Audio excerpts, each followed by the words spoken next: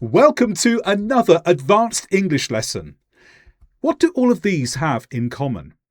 They all contain the word should, but should is used for different reasons in each sentence. And today I'm going to teach you all of the reasons why we use should in English. And this will help you if you're preparing for an exam like Cambridge C1 or IELTS, or if you need to use English for any advanced reason. Most people don't think it's a good idea to smoke anymore for health reasons. And it's quite common to hear friends telling each other, you should stop smoking, it's bad for you. And here we've used should for the most common reason, and that is giving advice or suggestions to people.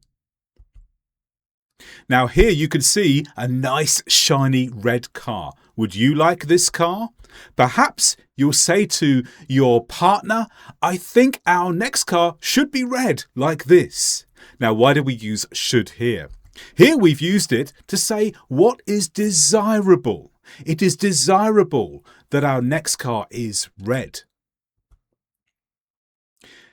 Some people like to play games on grass, but occasionally you'll come across a sign saying children should not play ball games on the grass. Maybe because it's a place where people should be having picnics or dogs are walking for whatever reason.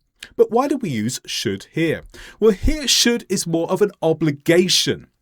It's not quite saying must, but it has the same weight or sense as must. Really, it means don't. You mustn't. But it's slightly less pushy, less demanding to say should instead of must. So here it really does mean an obligation, even though we're using should. Have you ever been to a hotel and then you've done something wrong in the room that's broken something? Maybe like this. We should tell the hotel that we broke the shower. It would be wrong to deny it. Now, why do we use should here? It's because it was the right thing to do. Sometimes we say we should when we mean the right thing to do is tell the hotel we broke the shower. Good news is on the way though. The hotel get back to you and they tell you the shower isn't working, but it should be fixed by 6 p.m. So why is it should be fixed? It's because here it's likely to happen. It should be. It's likely to happen. This is what I expect to happen. And this is another reason to use should. If you're watching this video, you've probably been learning English for quite some time. And some people wish they'd started earlier and think this. I should have started learning English when I was younger. I'd be fluent now. Well, that might be the case. But why do we use should here? It's because we're talking about a good idea for the past that didn't happen in the past. It's like a wish. You're thinking back to the past. This was a good idea at the time, but it didn't happen, and now there's some sort of regret about it. In contrast, look at this man here. Do you think this man is going to do well in his career if he takes this attitude into his work? Probably not. And later in life, he'll probably say this. I shouldn't have spent so much time doing nothing. Now I'm poor. I don't have money. He uses should, but in the negative sense. Here we use the negative I shouldn't for something that did happen in the past. Yes, it happened in the past. He spent a lot of time doing nothing. And this was not a good idea. So it's the opposite of what we saw before. We use the negative I shouldn't have in order to communicate when something did happen, but it wasn't a good idea. Doing nothing in the past did happen for this man. Doing nothing in the past was a bad idea because it has a bad consequence now. This dog is well prepared for the winter. And it's common to say this. If you're cold, you should put a coat on. I don't want to turn the heating on because that will increase the heating bills. Just put a coat on instead. Here we've used should to mean advice, but notice it's in an if structure. It's in a conditional form. If you're cold, you should put a coat on. We're familiar with conditionals having will or would, but you can replace it for should when you mean what is expected in the situation. If you're cold, I expect this. Put a coat on. You should put a coat on. Have you ever been to a large stadium, perhaps for a football match, but then you're not sure when you should arrive? So you ask someone, when does the football match start? And they reply, it should start at 3 p.m. Now, what is should for here? It's not advice, it's not a conditional. Instead, it's the planned time of events. It should happen at this time. That's the plan as far as I know. So we use should to mark planned events before they happen in this case. But we can also use should have for a variety of reasons too. It should have started at 2 p.m, but it has been delayed because of the bad traffic. Now, this is to do with previously planned time. This is where there was a plan to start at 2 p.m, but now the plan has changed. We could use this for past, present, or future. It may be that we're talking about an event from the past where we say, it should have started at 2 p.m, earlier today. The reason it didn't was because it's been delayed because of the bad traffic. Or we could be talking about the future. When's the match going to start? Well, it should have started at 2 p.m, which is this afternoon, but now they've changed it. So if there's a previously planned time that's now changed, you can use should to describe that, regardless of whether you're talking about an event that was in the past or in the future. Lots of kind people give money for good causes. It's good that people should be so generous. What do we mean by should here? This has got nothing to do with the uses we've covered so far. Here, should is commenting on people's actions. It's good that people should be like this. It's good that people behave in this way. Have you ever been given a present and been so delighted to receive it that it makes you want to say this? Thank you for the lovely gift. You shouldn't have gone to so much trouble. Now, why do we use you shouldn't have gone to so much trouble? Well, the basic meaning of should here is you're suggesting that this was not necessary because we're using the negative form. But actually, native speakers will commonly use this structure when they're actually trying to express thanks.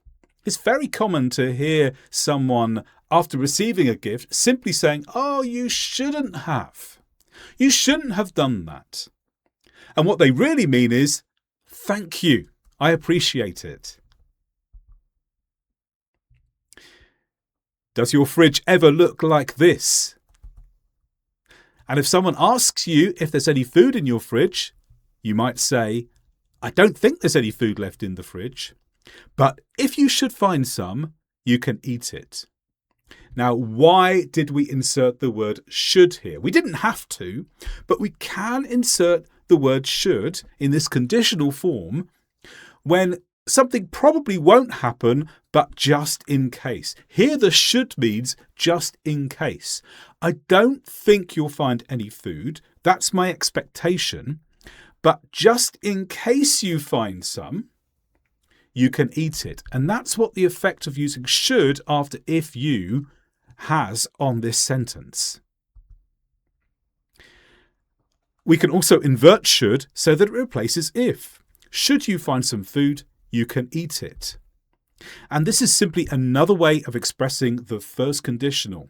In a slightly more formal manner, we simply replace the if. We could have said, if you find some food, you can eat it. And we just replace if with should. Should you find some food, you can eat it. It means the same, it's first conditional. But here we're using should instead of if. And the same rule applies with zero conditional as well. Zero and first conditional, we can use should in the place of if. Now, most people like to make more money, but some people are just happy to earn money at all. And they might say this: even if I don't make much money this month, I should be grateful for what I do make. Now, this is a mixture of different conditionals here because the structure is really a first conditional. So we would expect will here. Even if I don't make, well, that's present. So that's first conditional if with the present simple. But here, should actually transforms the answer or the response into something more hypothetical. I should. I'm imagining how my reaction ought to be. So it kind of shifts the conditional into a second conditional meaning, where we're kind of replacing what the word would do. Even if I don't make much money this month, so this is perhaps a likely prediction. I should be grateful for what I do make. This is advice to myself for the future which hasn't happened yet. So it's an interesting way that we replace will with should, and in doing so, we make the first conditional more hypothetical. Note as well, this is a very formal use. You won't come across it much, but it is correct. Okay, now let's move on to the form of should. How should we use the word should in grammatical forms, in sentences, in the past or the present, in negatives and in questions? Well, let's look at the usual form. Well, in a usual sentence, we have the subject with should and then the infinitive. You should thank her. This is in the present. Continuous forms can be used as well. You should be thanking her for helping. So here, the advice is about something to do which is continuous in nature. You should be doing this as an activity. Should plus infinitive can refer to both the present and the future. Compare these two. People should be grateful for their food. You should arrive on time tonight. People should be grateful for their food. Well, that's always true. That is present. You should arrive on time tonight. That's advice for the future. Now, we also use have and the past participle after should for some uses. You should have gone to see a doctor about your illness. So that's advice relating to the past. In the negative form, we can do this. When it's just should with infinitive, we can add not after should. You should not worry about it. You shouldn't worry about it. And when it's have with the past participle, you should not have worried about it, or more naturally in speech, you shouldn't have worried about it. And in the question form, should goes to the front. Should, then the subject, then the infinitive. Should we come in? We can make this shouldn't we come in by adding nt. But interestingly, if you want to use the full form of not, that has to come after the subject. Should we not come in? Now, there's an interesting difference between shouldn't we come in and should we not come in. Often we'll use shouldn't to mean, actually, I think we should. Shouldn't we come in? If I say that, I really mean, I think we should come in and I'm just checking. If I use the full form, should we not come in, then I'm actually genuinely asking for advice. Is it wrong to come in? And if you want to demonstrate your high level of English, take my Cambridge C1 preparation course, which prepares you for the Cambridge C1 exam, which is one of the most common ways of demonstrating that your English is at an advanced level. There's a link in the video description below me.